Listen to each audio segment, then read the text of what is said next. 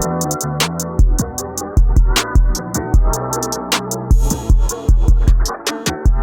to another episode of Grifftalk. This is Chris Mazzoli bringing you another episode here.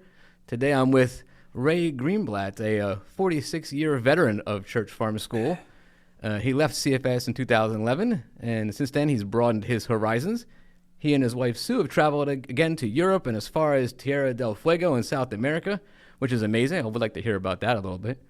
They visited older son Jeff and his family in Astoria, Oregon, where the mighty Columbia River meets the Pacific Ocean. Ray is in his 10th year teaching a Joy of Poetry course in the Osher Lifelong Learning Institute at Temple University.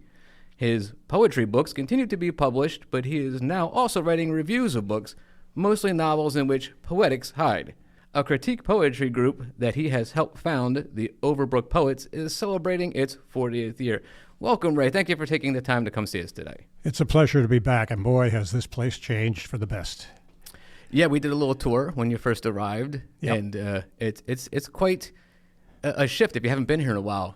True, very true. And we're going to check out the what used to be the motor pool, which is now the art center. Once we're done here, right? Well, it used to be industrial arts, too. It was industrial arts, metal shop, wood shop. We still have that, but metal shop, with Taylor, right? See, there are names that have long gone by that no one here remembers anymore. No, I remember John Seshan. Oh, yes. I still talk to him. He's still around doing things. He's doing well, too. And do you stay in touch with Rob Taylor? No, I haven't seen him in quite a few years. He doesn't communicate with us too much. After he left here, he worked with the helicopter plant over in Westchester. Did he really? Yeah. He gave tours. You know what I just saw yesterday for everybody? I saw Gary.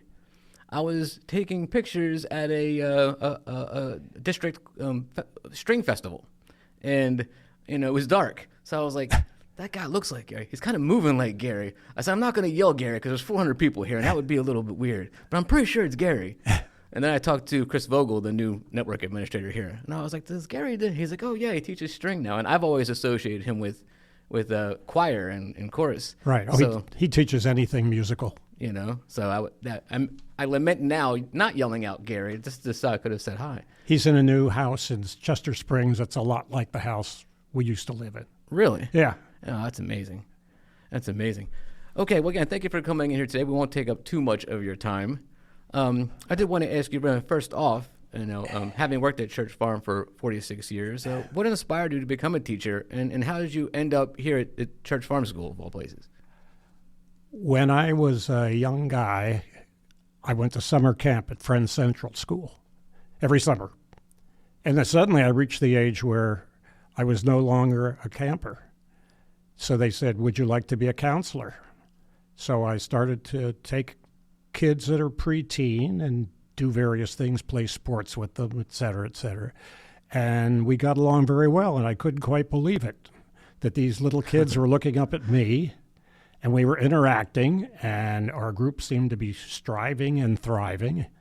And I had always had a love of literature and writing, and I started to think as I got into college, put the two together, maybe being an English teacher wouldn't be half bad.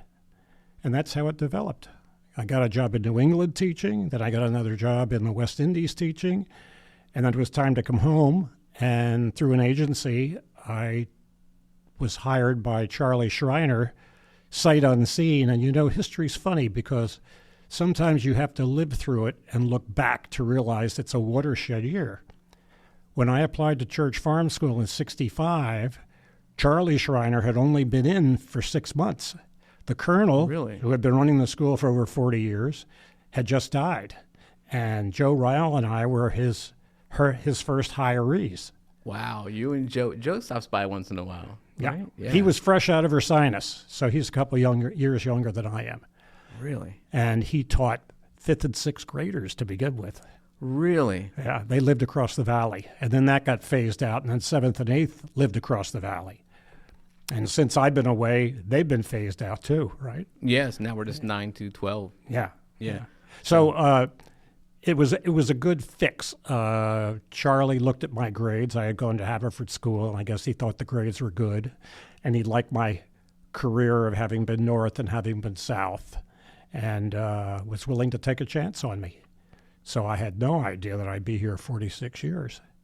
Isn't that the way a lot of people end up here at Church Farm? They're like, I found my way here, and then I didn't think I was going to be here this long. Yeah. And then the years just keep stacking up. Yeah. You know? Well, you have to don't forget the calling of the school. It's so satisfying to work with these guys, first of all, in a small classroom where you don't have many students. And believe me, when I was in Charlotte Amalie in the West Indies, I had 185 students. And you just can't assign essays every week for that number of students, right? But here you can. And you could call them in, you could work with them personally because you're here 24/7. But another beauty of the school is the teachers would have houses separate from the kids. And the kids would have their own house parents. And people were much happier that way. I mean, yeah, it's a fascinating way to run a school, I think, and the way it was developed is really interesting. Yeah, I see Church Farm as being a miniature Hershey school. Yeah, that's a good point. Hershey has like 2,000, and they have professionally trained house parents. I don't know if we've reached that level or not, but, with a psychology degree, et cetera, et cetera. But we used to have speaking for 13 years ago, we used to have fabulous house parents.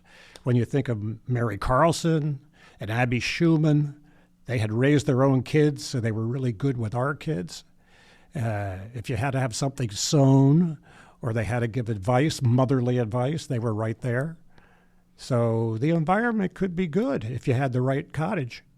Yeah, I've always said, like, I'll stay at Church Farm until a point where I don't connect with any students, where I have no connections anymore. If I'm just teaching, all the students and there's no personal connection with everyone. But every year there's more, and some of them graduate, and I'm always sad that they graduate, but then the next group comes in and you build these connections again. It's eternal. Right. It really is. It's the one, they go out and then new ones come in, and it's just it springs eternal. It does. And how about this, Chris?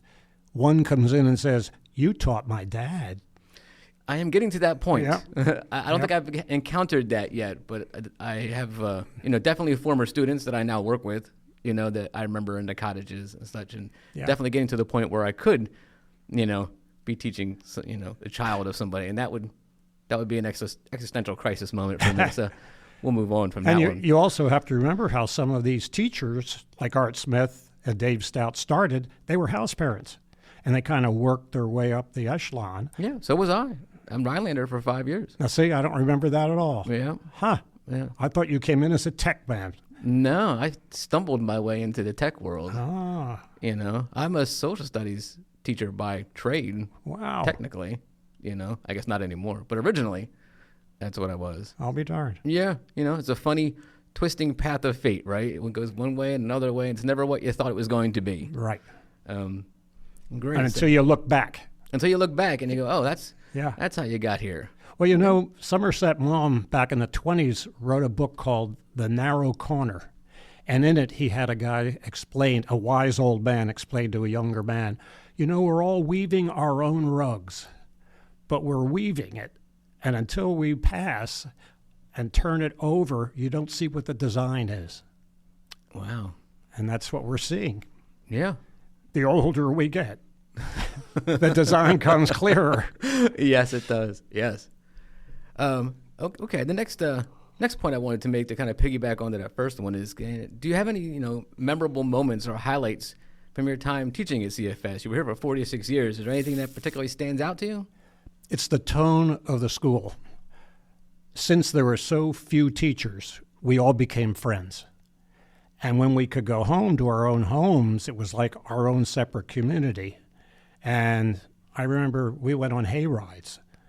Joe Ryle used to rig up this cart and take all the kids for a ride. And we went through phases like we all had our own gardens for a while. Everybody was trading seeds and raising crops. And then we got a wood chipper, no, not a wood chipper, a wood splitter. And everybody was burning logs in their fireplace. That was fashionable for a while. So we went through all these phases as a community, as a group. And as far as the dining room goes, under the auspices of Claudia for years, she would throw great parties. that were very personal, and it drew the adults together with the students. So it felt like family.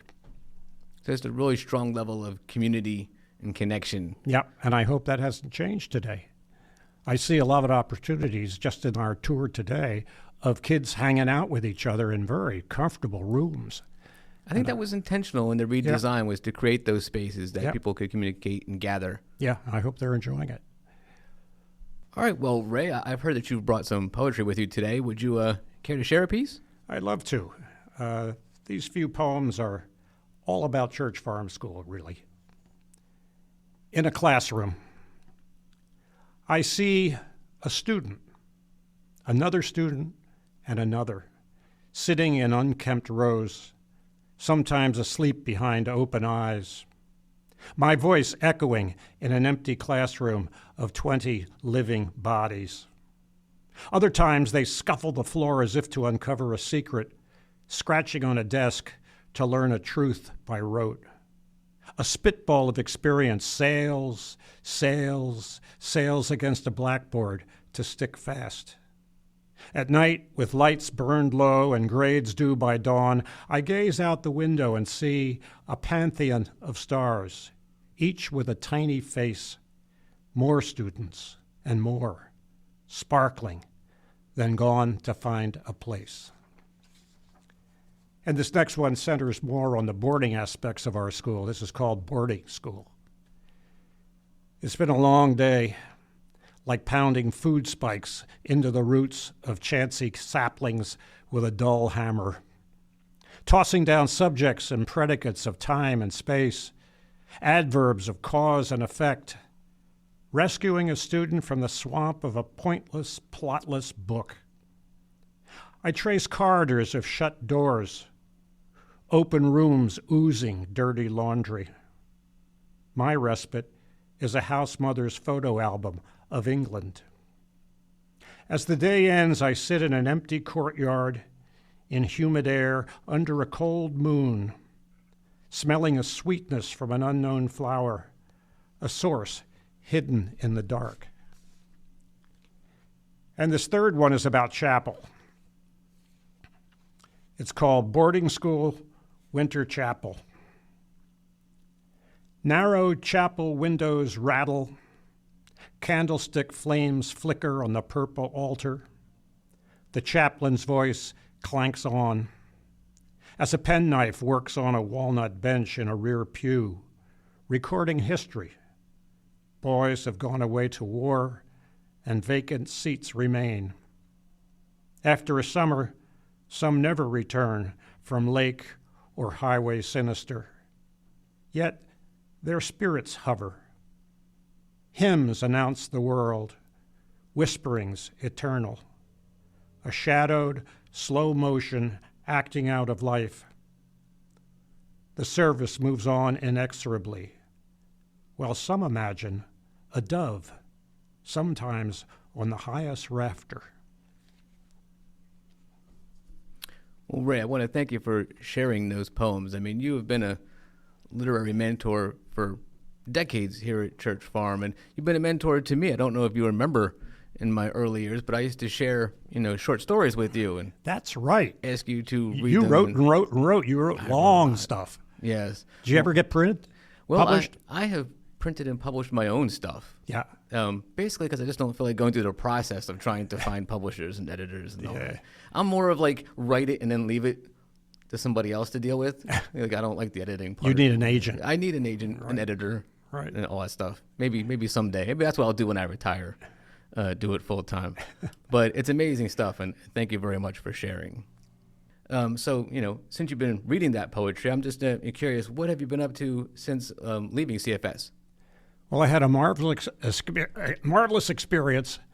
I have a brother-in-law who was taking courses at what he called OLLI. And I said, what is OLLI?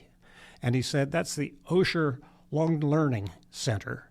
Started in the 1970s by a man named Osher, who was a millionaire, and he wanted to endow parts of a university so that they could still continue the education of older people, 50 and older. And then I heard from my other brother-in-law. One was in Minneapolis and the other was in Baltimore. They are both taking Osher courses. I didn't know anything about that. But evidently now, 170 universities offer Osher courses. Really? And a third person, a dear friend of ours, came to me with the form to fill out to be an Osher teacher. And I said, there must be some conspiracy going on here. But it was a wonderful experience. After teaching teenagers who don't necessarily want to be there when it comes to poetry, to walk into a room of adults who love poetry, who have a world of experience they can bring to interpreting poetry, it's wonderful. So I've had 10 very good years at Temple University teaching. And I usually get from 12 to 15 students, which is great because we all sit around a big table and they all have a chance to share. And boy, do they have their opinions. Oh, sure. And poetry becomes alive. I think I would have been teaching 12 instead of 10 years, except COVID interrupted. Mm. And the principal said, would you like to do a virtual? And I said, the spark will be missing. If everybody can't be in the same room together sharing their opinions, I don't want to do it. So we held our breath for 2 years. And now we're back at it again. So last year was one of the best years. I had adults who had taught, adults who had read practically everything that I suggested we read. So the richness was just amazing. So I can't wait for the next year to start. So if somebody wanted to take that course, how would they go about finding it? You could just online look up Osher and apply to the program. And for a minimal amount, you could take as many courses as you want. And they're mostly taught by retired experts in the field. Anything from politics to history to the arts. I mean, all kinds of languages are taught. Yes, Spanish and French, but also Hebrew and various Chinese. Wow, okay. So yeah, you could study macrame. They do weaving, practically anything. That's amazing. I had no idea. Yeah. More people should know about it. Yeah, that's why I'm going to add that to this. Well, there's Temple and there's Temple at Ambler too. So there's two separate places to go. Okay. If you're closer to one than the other. All right. Thank you for that. And I guess I know we're getting close on time here, so I do just have one last question is, what advice would you give students during their education? Well, it's a loaded question. It is. Because I'm prejudiced. I think books open up worlds. A kid can't travel abroad very easily until he's a certain age and has a certain amount of money. So what do you do in all those years growing up? You read, and the worlds are in those books. I was very fortunate in fourth grade to win a writing contest in my school, creative writing, and it just spurred me to keep writing. So I would suggest to kids, read and write and reach out. Reach out for any experience. Reach out to people different from you, and your world will be that much richer. All right, that is great advice. Well, Ray, again, I want to thank you for your time today. I appreciate it, and we hope to see you again on campus soon. I will be back.